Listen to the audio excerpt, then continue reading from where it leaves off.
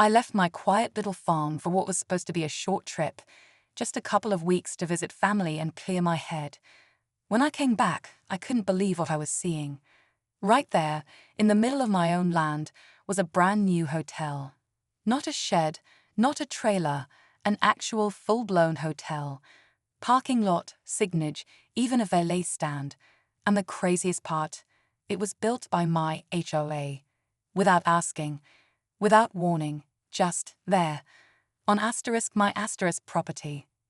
Now, I had my fair share of run-ins with the HOA before, silly fines, passive-aggressive letters about my lawn, you name it. But this crossed every line I thought existed. They said it was a community project. They claimed I'd agreed to it, but I knew better. I've been preparing for something like this for years, ever since they first tried to tell me how to paint my barn. They thought I was just a farmer. What they didn't know was that I'd quietly been documenting every move they made, every shady vote, every backdoor meeting. And here's the kicker. While they were busy pouring concrete and patting themselves on the back, they walked right into a trap I had set months ago, one they never even saw coming. You see, they thought I didn't read the fine print, but I wrote it. So how did I turn their grand opening into their biggest mistake? Stick around, because this story is just getting started. About a year before all this happened, I started noticing some strange things around the neighborhood. The HOA started holding emergency meetings with no notice. There were surveyors near my property line, but no one could tell me why. When I asked questions, they brushed me off with vague answers about community development plans and zoning adjustments. At first, I didn't think much of it, just the usual HOA nonsense. But something didn't sit right, so I started keeping records. Emails, letters, screenshots of online posts, anything that smelled fishy I saved. Then there was Carl. He's been on the HOA board for years. Real smooth talker, always smiling, but never really says anything when you press him for details. He started coming by more often, asking casual questions like how long I planned to stay on the farm or if I'd ever thought about modernizing the place. It felt off. Too friendly, too curious. I didn't trust it. Meanwhile, the HOA quietly updated the bylaws, hidden in a long document they sent out during the holidays, assuming no one would read it. But I did. And tucked way down in the legal language, they slipped in a clause about temporary commercial structures during community improvement phases. That's when I knew they were planning something big. I didn't know it would be a hotel, but I knew they were setting the stage. So I started planning too. Carefully, quietly, because if they were going to play dirty, they had no idea just how ready I was. As the weeks went by, the so-called hotel project moved faster than I thought possible. Crews showed up early every morning, hammering, pouring concrete, bringing in trucks full of supplies. It wasn't just construction. It was like they were trying to finish before anyone could question it. The strangest part, no one in the neighborhood seemed to know what was really going on. Some folks thought it was a new community center. Others said it was temporary housing for guests. But when I tried asking directly, the HOA acted like I was the one causing trouble. I started noticing neighbors avoiding me. People I'd known for years suddenly had other things to do when I waved or stopped to chat. I figured the HOA had been spinning some story behind my back, probably telling them I'd signed off on everything, or worse, that I was being difficult. But I wasn't just sitting around. I hired a land use attorney on the quiet, someone who specialized in property rights and HOA overreach. We started going through everything: deeds, bylaws, zoning maps. And that's when we found the hole in their plan. Turns out, the land they built the hotel on wasn't technically within HOA control. A small strip, maybe 30 feet wide, that wrapped around the back of the property. It had been excluded years ago due to a clerical mistake, and I had the original plat map to prove it. That's where their foundation sat. One small detail, but it meant everything. The trap was almost ready. The tension kept building, every day feeling like it could be the one where everything tipped over the edge. I knew the HOA was close to finishing the hotel, And the closer they got, the more nervous I became. Every time I drove by, I could see the place coming to life, lights going up, windows being installed. They even had the audacity to send me a letter saying they hoped I'd enjoy the new addition and look forward to the benefits. They acted like I wasn't even a part of this, like they had the right to do whatever they wanted. The lawyer and I spent hours prepping. We pored over the legalities, piecing together a strategy that would make their heads spin. We couldn't just go in and demand the hotel come down. We needed to catch them red-handed, and more importantly, we needed to make sure they knew it wasn't going to be a simple fix. I had to be careful. Any wrong move, and they'd turn the tables. The HOA had always played the game with money and influence. I had to play smarter, with the law on my side. It was the night before the grand opening when everything clicked into place. I had just finished reviewing the final documents when I got the call. A whistleblower from within the HOA, someone who had been getting cold feet, was ready to meet. I met them at a diner, my heart pounding as they handed over a file. It was proof.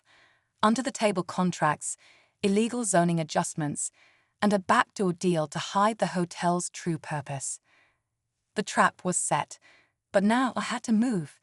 If I waited too long, they'd be too far along, and I'd lose my shot at justice. It was now or never. My next steps were crucial, but so risky. If I made a mistake, I wouldn't just lose the farm, I'd lose everything. The clock was ticking, and the grand opening loomed ahead. Would they realize what was coming before it was too late? Or was this about to become a fight for my entire future? I was just about to make my move when the second bombshell dropped. I had expected some resistance from the HOA, maybe even some legal pushback. What I hadn't counted on was Carl showing up at my door, looking like he hadn't slept in days. He wasn't smiling. He wasn't talking smooth. He was nervous. And when he said, "We need to talk," I knew this wasn't just another one of his friendly check-ins. Inside, he handed me a thick envelope. At first, I thought it was more of their typical paperwork, more bogus letters, more fines, more empty threats. But as I flipped through the pages, my stomach dropped. It was an offer, a settlement. Carl was offering me money, big money, to walk away. To forget the hotel ever existed and let them finalize everything without a fight. But there was something off about it, something that didn't sit right. "Why now?" I asked. "Why not earlier?" He hesitated, looking like he was choosing his words carefully. Because there's something bigger happening, something you won't be able to fight once it's done." That's when I realized this wasn't just about the hotel. Carl had been stalling, and the HOA had been buying time for something else. They were setting up a new legal framework, one that could override everything. This wasn't just a land grab, it was a total takeover, and they were closing in fast. This deal wasn't just to protect their project, it was to protect themselves. The worst part, he didn't look confident anymore. He looked scared, and that fear was contagious. Something had shifted. There was a clock ticking over their heads too, one they couldn't stop. If I refused, things would escalate even further. But if I accepted the offer, well, I'd be playing right into their hands. The stakes had just gone higher, and now I was more uncertain than ever whether my trap was still the best option, or if it would even work at all. The tension between us hung thick in the air, but something about Carl's plea pushed me over the edge. I could tell he was in deep, deeper than he was letting on. That's when I made my decision. I wasn't going to take their money. I wasn't going to let them buy their way out. I was going to bring them down, but I needed to hit them where it hurt most. I walked out of that meeting, straight to my lawyer's office. We finalized everything. The plan was set in motion. But this wasn't just about the zoning mistake or the illegal contracts. I had something bigger, something that would make the whole project crumble in an instant. That evening, I sent a letter to the HOA, detailing the evidence I had gathered, the illegal zoning changes, the shady backdoor deals, and the land they didn't have the rights to. I included copies of the original plat map and a demand for immediate action. I also threw in a twist. If they didn't come clean, I'd be taking the case to the press. The next morning, as the grand opening loomed, I could feel the pressure building. The HOA had no choice but to respond. Carl called me frantic, trying to convince me to reconsider. But it was too late. I had already sent the documents to local reporters. The story broke wide open, and the press got hold of the scandal before the hotel could even open its doors. But here's the part that nobody saw coming.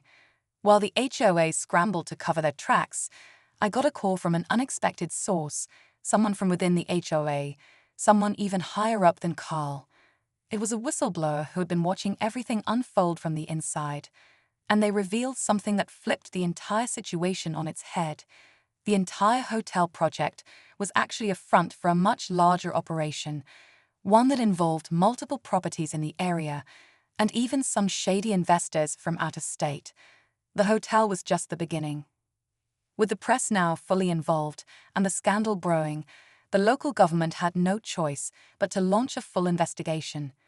The HOA, once so powerful, was exposed as a corrupt organization, and all their projects were put on hold.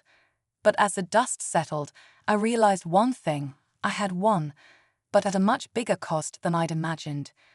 What I thought was a victory over a greedy HOA turned out to be just the tip of a much darker iceberg. And now I was left wondering who else had been pulling the strings from the shadows. This fight wasn't over. It had only just begun. As the investigation unfolded, the truth came out in waves. The HOA, once a powerful force in our small town, found itself on the defensive. The media coverage exploded, and people who had been afraid to speak up for years finally found their voices. Neighbors who had once avoided me began to reach out, expressing their gratitude for standing up, even when it felt like the fight was impossible to win. The support from the community was overwhelming, and it felt like a long overdue wake-up call. But the real victory wasn't just watching the HOA crumble. It was knowing that I had protected something far more valuable than land or property: my home, my values, and my integrity. It was a reminder that sometimes standing up for what's right doesn't just mean winning the battle. It means staying true to yourself, even when the odds are stacked against you. In the end, the hotel was dismantled, the illegal contracts were voided, and the HOA's leadership was replaced. But I didn't walk away unscathed. The shadowy figures behind the scenes, the ones pulling the strings, were still out there. And while I may have won this round, I couldn't shake the feeling that this was only the beginning. The fight for my farm, for my future, wasn't over. It had just entered a new phase. The stakes were higher than ever, but now I was ready, because I knew exactly what was at risk. And I wasn't going to let anyone take that from me.